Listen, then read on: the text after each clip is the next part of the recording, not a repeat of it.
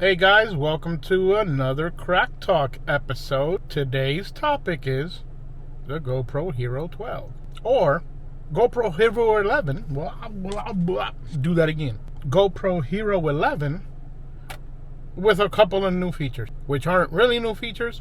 They're just updates to features that worked very well two versions ago. So it's bullshit.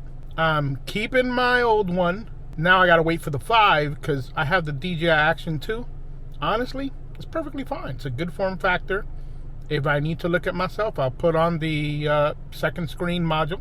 If not, fuck it.